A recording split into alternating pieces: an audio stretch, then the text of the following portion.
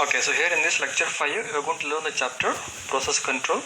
So in that you are going to learn about introduction, process identifiers, fork function, exit, wait PID, wait 3, wait 4 functions, race conditions and different exec functions. Okay, the first one is the process identifiers. So every process has a unique process ID. That process ID is a non-negative integer. So in a Unix system, so there will be more than one process. To identify a different process, there will be a ID for each process. Based on the ID, so you can easily identify the processes available in the Unix system. Okay, so here there are three different special process IDs are available in a Unix system. The first one is the process ID 0, that is called as swapper, so which is used to schedule the process. Second is the process ID 1, that is the init process. Okay, that process never dies. Okay, so it is a normal user process run with a super user privilege. Third one, process ID 2, that is a phase daemon running in the background. Okay, so these three are the special process IDs are available in the Unix system: PID 0, PID 1, PID 2. Okay, so here there are different functions are available. Okay, so using these functions, so can get all the process IDs available in the Unix system. Okay, like a get PID. So getting the ID of the process, get PPID. So getting the parent process ID, get UID. Okay, to get the user ID. So get EUID. So get the effective user ID. Get GID. Okay, to get the group ID. Get EGID. Okay, to get the effective group ID. Okay, to get the process ID, user ID and parent process ID and group ID. So you can use these following functions in your program. Next topic is fork function. A new process is created by Unix kernel is when an existing process calls the fork function. Okay, so using this fork function, so you can create one more process. That process is called as a child process. Okay, so this is the syntax of the fork function. So you need to include a header file and the function is PID_T fork. Okay, so once you call the fork function, okay, so in the main, okay, then it creates a child process. Okay, so the new process created by fork is called child process. The function is called once but returns twice. So here once that fork function is executed, it is called only once. Okay, and returns twice. Okay, there will be two different process ID. One ID is for the parent and one ID is for the child. The return value is 0, that is called as child process. The return value of the parent, okay, that is the process ID of the new child. Okay, so once the fork is executed, returns so two process IDs. So if the process ID is 0, that is the child process. Okay, that will be in the child. Okay, so if the process ID, okay, that is the child process ID is created. The child is a copy of the parent. Okay, so once the child process is created by calling the fork, that is the exact copy of the parent. Child gets a copy of parent's text, data, heap and stack segment in a memory allocation. Properties inherited by child.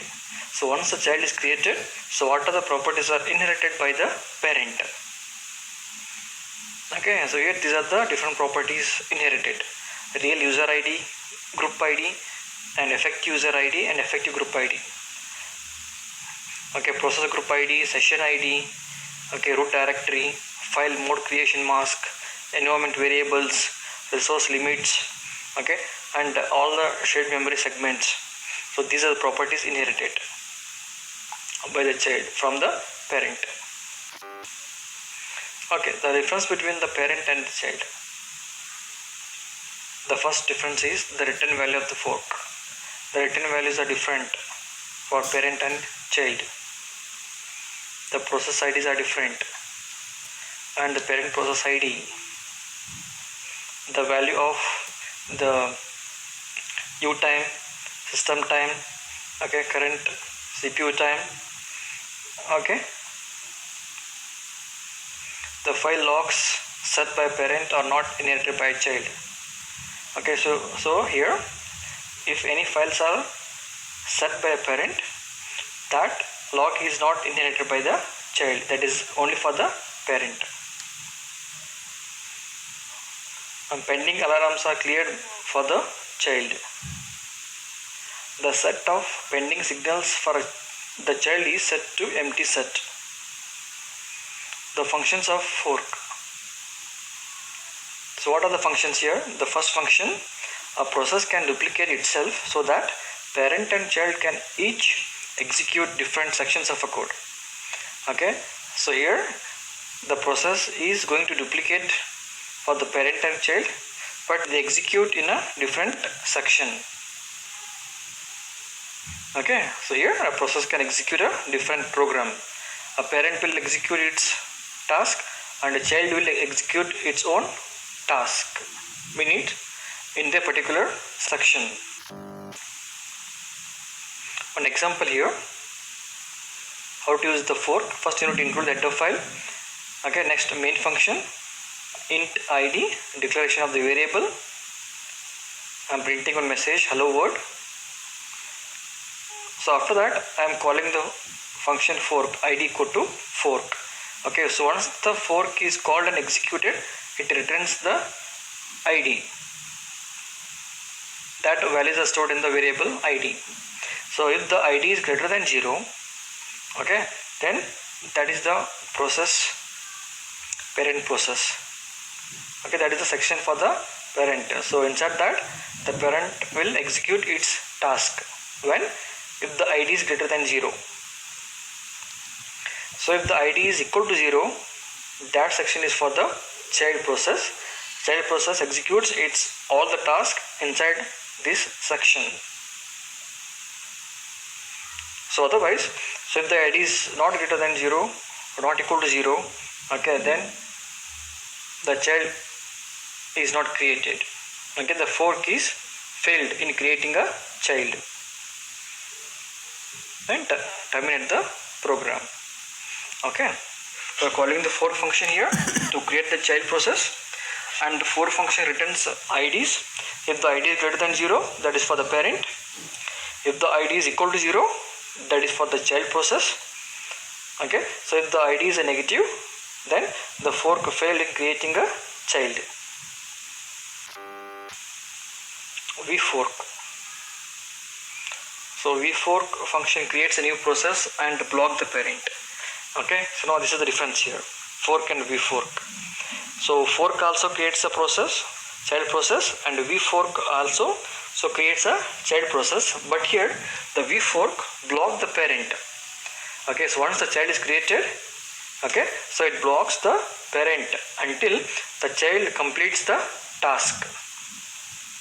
So this is the syntax for the vfork function, and one example how to call that vfork function.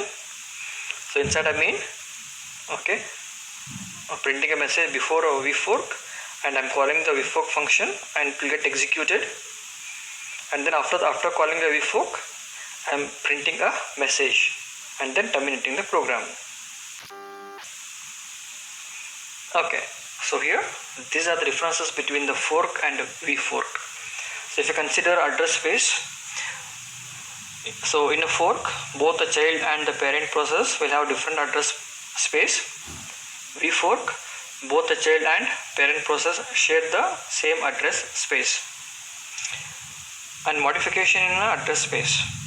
Any modification done by the child in its address space is not visible to the parent process, as both will have separate copies. Okay, so any modification done by the child so is not visible to the parent because they have their own separate section. And the V-fork, any modification done by the child process is visible to the parent and the child because they have same copy and write.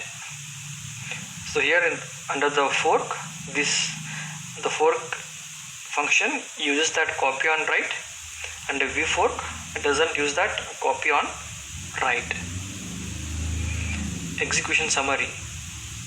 Under the fork, both the parent and child execute simultaneously, and the V-fork, parent process will be suspended until the child execution is completed. So once the child completes the execution, and then parent start executing its own task. Outcome of usage. So here under the fork, the behavior is predictable, and V-fork, the behavior is not predictable. Okay, so here these are the differences between the fork and V-fork. Next one is the exit function. Normal termination. So you can use that exit function to terminate the process. Okay, so the normal terminations, there are three. First one is the return from the main function, calling the exit, which includes the exit handlers, and calling the underscore exit, that is called by the exit function. Okay, so these three are for the normal termination. And abnormal termination. Abnormal termination means the process doesn't complete the task. It terminates in between without completing the task. The first one is the calling abort. Okay, calling the abort function in a program if something happened while executing. Okay, second one is when a process receives certain signals. Okay, while executing a program, if the program terminates in between, okay, without completing a task, okay, so it may be due to some signals received. So what are the signals here? Exit status is used to notify parent how child terminated. So here the exit status are used just to notify that how that child is terminated, whether it is normal terminated or abnormal terminated. That's what you need to use the exit status in a parent to get to know about the child. So when a parent terminates before the child is inherited by the init process. Okay, so here parent and child both are executing. So when a parent terminates first before the child, okay, and the child finally inherited by the init process to complete the task. So if the child terminates before the parent, the information about the child is obtained by the parent, okay, by calling the functions like wait and wait PID. Fine. The parent process will get all the information about the child when the child terminates before the parent by using the functions wait and wait PID. The information consists of the process ID, the termination status, and the amount CPU time taken by the process. Okay, so these are the information received by the parent when child terminates before that parent. A process that has terminated but whose parents has not yet waited for it is called as a zombie. A process that has terminated but whose parent has not yet waited for it, that process is called as a zombie. When a process inherited by init terminates, it doesn't become a zombie. Okay, so any process inherited by the init process, okay, and then it doesn't become a zombie because it is inherited by the init process.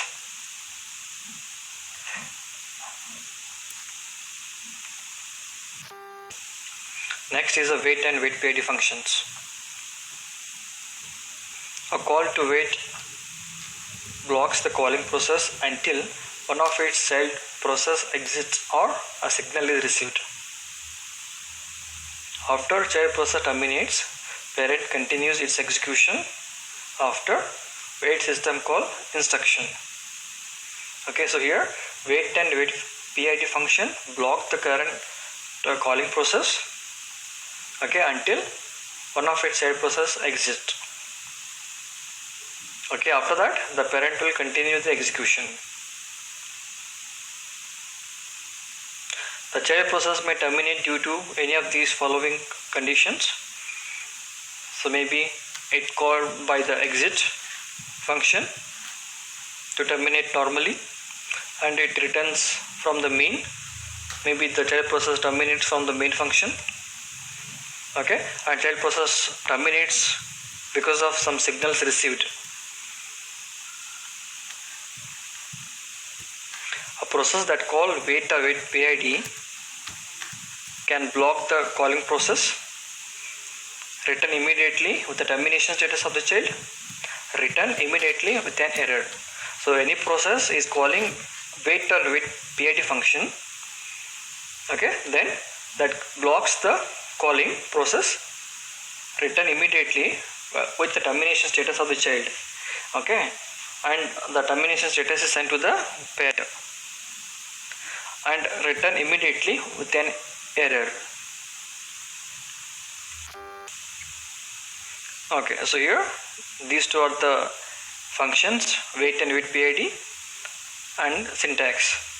Okay, the first one is the wait function. So it has one argument, okay, that is a status location int start LOC. So that function returns process ID if it is executed successfully, otherwise -1. And wait PID, so it has three arguments. First one is a PID and status location and options. The function returns the process ID if it is executed successfully, so otherwise 0 or -1 on error. The argument, the status location, can be done in two ways. So if the argument start clock is a null pointer, then the argument can be ignored. So if the argument is a null, okay, the status location is a null, then that can be ignored. So if the argument start LOC is not a null pointer, the termination status of the terminated process is stored in the location pointed to by the argument. Okay, so if the argument value is not a null, okay, the termination status is stored to the particular argument. Next is the wait3 and wait4 functions.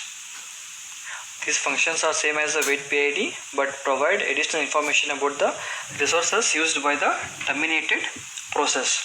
Okay, so these two are same as a wait and wait PID. Okay, but it gives that so additional information about the terminated process. So what are the information is provided, like amount of user CPU time, amount of system CPU time, number of page faults, and the number of signals received. Okay, so if you want to know this information about the process which has terminated, so you can use that wait3 and wait4 functions in your program, then you will get all this information. And this is the syntax for wait3 and wait4. You need to include all the required header files, and then so you can call the wait3 with the following arguments. The first one is the status location, options, and the structure or usage. And wait4, the first argument is the PID, second is the status location, third is the int option, and fourth is the structure or resource usage. The difference is here, the wait4 we are using along with the PID.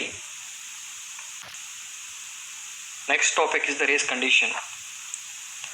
Race condition occurs when multiple processes are trying to do something with the shared data, and final outcome depends on the order in which the process run.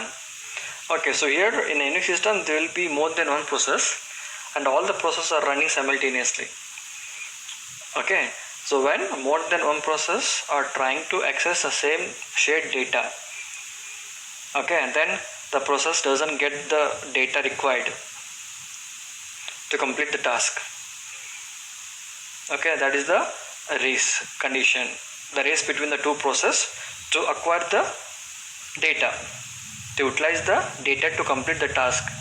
Okay, but here the outcome is depend on the order in which the process executed. Okay, so it may be a first process may get some data and second process may get some other data, but the process doesn't get the complete data required. Okay, that is the race condition. In general, you cannot predict the outcome.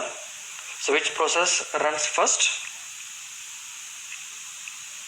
So if a process wants to wait for a child to terminate, it must call one of the wait functions. Okay, so here, so when more than one process are executing, okay, then if any process wants to wait for a child to terminate, then the process need to call the wait functions. Okay, the problem of the race condition is it wastes the CPU time because all the processes are running at a time, okay, to share the data, to get the data to complete the task. That's what the CPU time will be wasted. To avoid the race condition, okay, so signals can be used and the inter-process communication can be used. Okay, so using a signal, okay, by sending the signal between the process, okay, then you can avoid the race condition, or you can use the concept inter-process communication. Okay, that is inter-process communication means more than one process communicates with each other. Okay, next one is the exec functions. Exec function replaces the calling process by a new program. The new program has same process ID as the calling process. Okay, so here the exec function, okay, that is replaces by a new program. So here the no new program is created. So exec function just replaces the current process by a new program. Okay, so here, so in this the new program is not created. Once again, okay, just that function replaces the current process by new program. We'll see an example later. Exec function is used when the user wants to launch a new file or a program in the same process. Okay, so in the same program, if a user want to create a new file or new program, then he can use that any one of the following exec functions in the program. Then the user can create a new file or a new program. Okay, so here there are 6 exec functions available: execl, execv, execle, execve, execlp and execvp. Okay, so you can use any one of the exec functions. Okay, one example here, how to use that exec, how it works, that exec. Okay, so here the program, so calling the function that is execv. Okay, so here that function replaces that with a new program, that is hello.c. Okay, so once the program is executed, once that function is get executed, okay, so that replaces with a new program. Okay, you're not creating that new, okay, just replacing that with a program, that is hello.c. Okay, so in that argument we are giving that a program name hello, okay, and C programming. Based on that argument given, okay, then the exec will get executed and replaces with a new program.